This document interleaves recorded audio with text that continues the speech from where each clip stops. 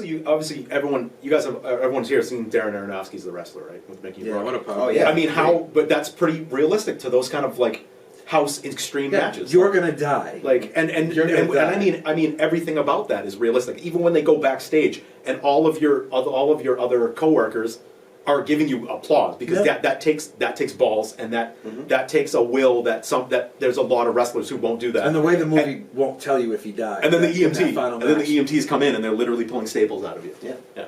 Well, that movie is a great example of just showing how like the classic wrestlers from the 70s and 80s, like that's how they live now. Like those guys, they can't make money performing anymore, so they have to do like those crazy little remedial things, and like they might have been at the height of their fame and like had huge success, but now they're performing in bingo halls. You know? And you know, just at 60 years old, taking body slams to make $100. It's fucking depressing as hell, you know. And that's another aspect of the business I think you guys should address. You know, the people. I hate to bring this up, and I mean I apologize, but the wrestler who killed his wife and Chris Benoit. Yeah, like you know, head injuries. And he's blacklisted. Like, and I think that's a shame because he's an iconic wrestler in the business of wrestling, and I understand why, but I think it's a shame that it's just completely he is erased. Yeah, but you have to. I think a good question to ask, and I mean this could be applied to any medium. At what point do you separate the character and the person portraying the character? Agree. And you agree that some of those people don't know how to shut it off. And that goes with all media, not just wrestling. Not only that, but think of like Tom Cruise, great actor. When he was going through a mental breakdown and jumping on Oprah's couch, like maybe the person has some stuff to work on. Yeah. But he's great at what he does. The actor is great, so I can support that, right? Yeah. Where is that line? Does it take you, killing your wife and strangling your child with wrestling equipment? Look at Vince McMahon. Look for everything that he's done for the business as far as uniting the territories, making it mainstream, making it a global presence. But the downside of it, obviously he's a little bit of a fucked up person with all of these, sexual assault and rape allegations that are coming up right now. Yeah. He's been doing it for decades. Yeah. When he hasn't been doing roids, along with his wrestlers. When he's not pushing his wrestling, where he's getting put between before the Supreme Court or whatever it was. It was a very high level. Right? The steroids, forcing his employers to take steroids and signing over the company to his wife so he couldn't get it taken away. You know who does that now? Fucking Marvel. I wouldn't be surprised. Yeah, you can't. I'm sorry. Like we're talking natty, but everyone knows that you don't go from like Chris Pratt fat to Chris Pratt ripped in 4 months before his movie. You do. You just get a lot of bovine human. Yeah, exactly.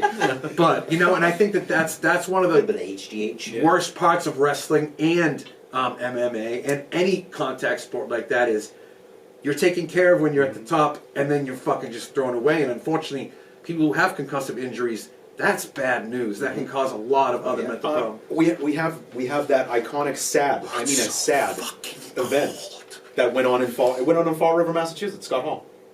Oh yeah, yeah. That went right down the street from us in Fall, where Remy and I live in Fall River. The Armory, right? Yeah. He had he had a legitimate medical incident, and he was hospitalized at in Rhode Island, at Rhode Island Hospital, I think. Yeah, I think it went to Rhode Island. Yeah, because he flew into TF Green. He was and people were saying to him he's wheeled into the ring. He can't stand up. He still has his bracelet from the hospital on, and so you can hear people yelling out "Oh, you relapsed again!"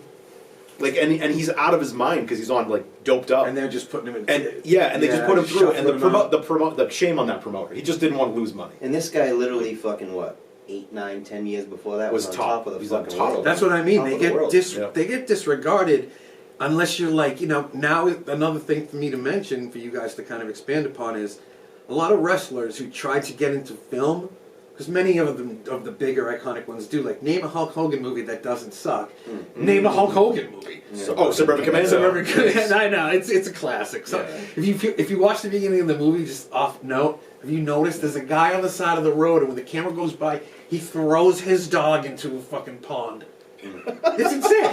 I've rewatched it 100 times. The extra was you know what? No one's going to see this.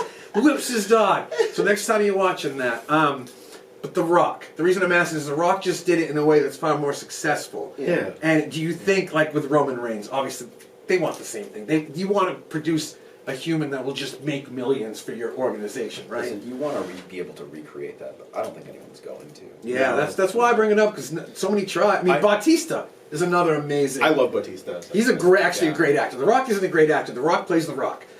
Yeah, he's himself and everything. Yeah. Bautista is kind of charming in some of his shit, you know. Bautista was a bright spot in the sequel to Knives Out. He was one of the only characters I liked. Have you guys seen the sequel to Knives Out? No. He's one of the redeemers. Not that I liked him. He was a shitty character, but he had a lot of fun playing the role. But anyway, so I mean, so no one else is probably going to replicate what The Rock's done. I am still holding out hope that John Cena plays Ernest.